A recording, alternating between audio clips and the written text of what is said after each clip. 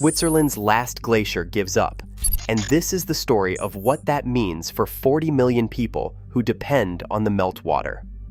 The Rhone Glacier is not disappearing because of poor planning. It is not disappearing because of a single summer. It is disappearing because the Alps themselves have crossed a threshold that climate models predicted, but humanity ignored. And right now, beneath the ice caves that made this glacier famous, something is happening that most people have no idea about. For 10,000 years, the Swiss glaciers have done the same job. They collected snow, compressed it into ice, and held that ice through summer after summer, releasing meltwater downstream into the Rhine and the Rhone, the two arteries that feed drinking water, power grids, and farmland across an entire continent. Half of Switzerland's electricity comes from water that fell as snow on the Alpine peaks. France and Germany rely on Rhine water for industrial cooling and irrigation. The rivers that drain these glaciers support everything from drinking water systems serving 90 million people to one of Europe's busiest shipping corridors. Think about what that number means. 90 million. That is the entire population of Mexico, all depending on a single system of frozen water stored in mountains. The glaciers were not just beautiful, they were infrastructure. For millennia, they were reliable infrastructure, the kind of infrastructure that you build a civilization on because it never fails. Now they are failing, not slowly, but catastrophically. The water that flows from these mountains is the circulatory system of an entire continent. You cannot understand modern Europe without understanding glacier melt, and you cannot understand glacier melt without accepting that the system is breaking. In 2022 and 2023, something broke. The Swiss Glacier Monitoring Network, GLEMOS, measures every glacier in the Alps with the precision of surveyors tracking a coastline. That is nearly 1,500 glaciers, each one monitored annually. In those 2 years, Switzerland lost 10% of its total glacier volume. 10%. That is the amount of ice that melted away between 1960 and 1990, a 30-year period compressed into 24 months. Matthias Huss, the head of GLEMOS, called the losses simply mind-blowing. He emphasized this was beyond anything in the modern climate record. Record-high summer temperatures combined with abnormally low winter snow created the perfect storm. The snow that should have stayed all summer disappeared by June. Glaciers that had survived 10,000 winters collapsed in a single season. Small glaciers vanished completely. One study found that snow levels in February 2023 reached just 30% of the historical average. That means 70% of the winter's accumulated snow was simply missing. The Swiss described it not as a decline, but as a catastrophe, the most severe ice loss in the modern climate record. It was not gradual. It was not manageable. It was catastrophic. And it happened in just 2 years. The ice that took centuries to accumulate vanished in months. But here's what nobody told you. That ice is already gone. The melt is locked in. Even if every coal plant shut down tomorrow, even if every car stopped running, even if the world shifted to zero emissions before the next sunrise, the Alps would keep bleeding water for years. This is called committed glacier loss, ice that has already begun its death spiral, separated from the snow and atmosphere by only the passage of a single summer. The glaciers responded to warming that has already happened. They are now responding to warming that will happen no matter what policy changes in the next decade. The physics are cruel. The delay between climate forcing and glacier response is measured in years. By the time a glacier shows you it is dying, it has already been sentenced. Researchers at ETH Zurich have documented what they call the hysteresis effect, the way mountain glaciers lag behind climate signals by years or even decades. A warm year in 2024 does not kill a glacier in 2024. It kills a glacier in 2027, in 2030, in 2035. The damage is already baked into the system. This is the most important fact that few people understand. We are living through the consequences of decisions made in the 1980s and the 1990s. And we are currently making decisions that will ensure even more severe glacier loss in the 2040s and the 2050s. The future is already written. The question is how bad it gets. And the answer is worse than you think. The Rhone Glacier sits in Valais, in the southern Alps, and for more than a century, it has been the most photographed and studied glacier in Switzerland. In 1865, a family had their portrait taken at the snout of the glacier. That photograph is one of the most famous Alpine images ever taken. That spot, that exact ground where they stood, is now ice-free. You can stand there today and look up at the cliff of rock that the glacier once covered. The ice has retreated more than 2 kilometers since that photograph was taken. More than 100 meters has vanished in the last decade alone. The glacier's tongue has become so thin that access routes have collapsed. Geotextiles, synthetic blankets made of reflective material, have been draped across the Rhone each summer for the last 8 years in a desperate attempt to slow the melt. These blankets reduce ice loss by roughly 70% in the areas they cover. They have preserved around 115 feet of ice thickness, and they have done nothing to change the trajectory. The blankets are a monument to adaptation at its most futile, a literal band-aid on a wound the size of a mountain range. This is what desperation looks like in the age of climate change. People covering a glacier in blankets because they have no other options left. If that blew your mind, every subscriber is automatically entered in our monthly giveaway for a branded hoodie. Details in the description. Martin Holzel at the University of Fribourg and Daniel Farinati at ETH Zurich have spent their careers understanding how much ice the Alps can lose before they lose their identity entirely. The answer, they found, is not a reassuring one. If the planet warms to 2 degrees Celsius above pre-industrial levels, a threshold the world is already approaching, half of all Alpine glaciers will vanish by 2050. The Aletsch Glacier, Europe's largest glacier outside the polar regions, will be gone by 2100. It has already lost 43 meters of water equivalent since the 1980s. That is roughly the height of a 13-story building.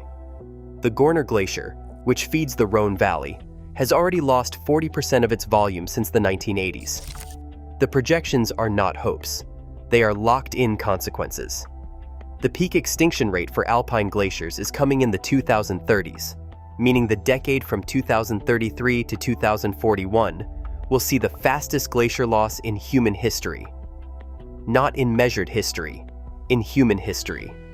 Some research suggests we could lose 4,000 glaciers per year by the 2500s if warming continues at its current trajectory. That is 11 glaciers every single day. Gone. Vanished. Permanent. A glacier dies once every 2 hours. The downstream consequences are not abstract. They are happening now. Hydroelectric power stations in Switzerland are already experiencing lower water availability during dry summers. The Rhine has seen record low water levels in 2022, 2023, and again in 2024. When the Rhine dropped to critical levels, shipping on the river had to be suspended entirely. Barges carrying goods between Rotterdam and Basel simply sat idle, losing millions in revenue. Agricultural areas in France and Switzerland that depend on glacier-fed rivers for irrigation are already implementing water restrictions during summer months. Farmers who have relied on consistent meltwater flow are now facing years where the water supply becomes unpredictable. Some irrigation districts have been forced to switch to groundwater, but groundwater reserves were built for stable climate, not for this. And this is just the beginning. When a glacier disappears, the melt does not disappear. It simply shifts from reliable, years-long supply to immediate runoff and flooding in spring, followed by severe drought in summer. Water that once flowed steadily becomes erratic. Power systems built for stability face volatility. Farmers lose irrigation. Cities lose water reserves. The economy that was built on glacier stability now faces decades of adjustment. But here's where the story gets truly insane. Europe has known this was coming for 40 years, 4 decades, and almost nothing was done. In the 1980s, Swiss glaciologists began publishing papers describing what they called the committed response of the cryosphere, the way glaciers would continue shrinking even if the planet stopped warming immediately. The physics were understood, the danger was named, and almost nothing changed in terms of preparing for what comes next. Instead of building new water storage systems, instead of updating power grids to account for seasonal water scarcity, instead of shifting agriculture away from glacier-fed rivers, Switzerland and Europe did what wealthy nations do. They planned to adapt later. They wrapped the Rhone Glacier in blankets. They built tunnels to draw water from melting ice. They created regulations that sound good in policy documents, but do nothing to address the core reality, that the water that built civilization in the Alps is evaporating, and the backup plan amounts to hoping technology will catch up to physics. Studies from the Swiss Federal Office of the Environment show that without major infrastructure investment, Swiss water stress could reduce agricultural output by up to 30% in the worst-case scenarios. Hydroelectric capacity could fall by 15 to 20% during dry years. These are not hypotheticals. These are projections based on committed glacier loss that is already locked into the climate system. This is not a distant problem. This is a 2027 problem. This is a 2028 problem. This is a problem that arrived while we were not paying attention. And it is not just the Alps. Glaciers across the European ranges are dying at the same accelerated rate. The Caucasus Mountains are losing ice. The Pyrenees are losing ice. The Carpathians are losing ice. 1/3 of all remaining European glacier ice is committed to disappear before 2050, meaning even the most optimistic climate scenario will result in the loss of 1/3 of what remains. We are not talking about slowing melt. We are talking about the end of an ice age that sustained human civilization for 10,000 years. The research published in Nature Climate Change in 2025 predicts that if warming reaches 2 degrees, only 110 glaciers would remain in Central Europe by 2100. That means 95% of today's Alpine glaciers will be gone. Think about that. The mountains that define Switzerland, that define the Alps, that have been the symbol of permanence and frozen majesty for millennia, they will be bare rock and scree. The strangest part is how normal it has become. The news cycles past it. The photographs come out every summer showing the same retreating snouts, the same exposed bedrock, the same impossible losses. People scroll past them. They shake their heads. They do nothing. Glaciers disappear, and the world keeps scrolling. We have become numb to apocalypse, but there is a different way to understand what is happening. The glaciers are not a separate problem from the rest of your life. They are part of a connected system that reaches your breakfast table, your electricity switch, and your city's water treatment plant. When the Alpine Glacier collapses, it does not just matter to mountain climbers and photographers. It matters to the person in Lyon, France, who turns on their tap and expects clean water. It matters to the factory worker in Stuttgart, Germany, who depends on a power grid that has always had stable water for cooling nuclear reactors and industrial plants. It matters to the farmer in Switzerland's Valais region, who has watered their fields with the same river for 3 generations. It matters to you, even if you live 1,000 kilometers from the Alps, because the economic consequences ripple outward. When the Rhine level drops, shipping costs rise. When irrigation water becomes scarce, food prices climb. When hydroelectric capacity drops, energy costs increase. And it is happening now, not in 50 years, not in a climate model on a computer screen. Right now, as you are listening to this, meltwater is surging out of the Alps in patterns that are becoming increasingly erratic, and every system downstream is beginning to feel the shocks. The question that nobody wants to ask is whether we are prepared for what comes next. The answer is no. And the next question is whether we ever will be. The question that is not being asked, at least not loudly enough, is whether we are still capable of learning from what is right in front of us.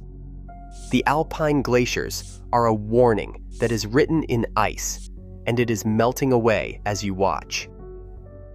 But if stories like this remind you that the unexpected can arrive without warning, grab your free disaster preparedness toolkit.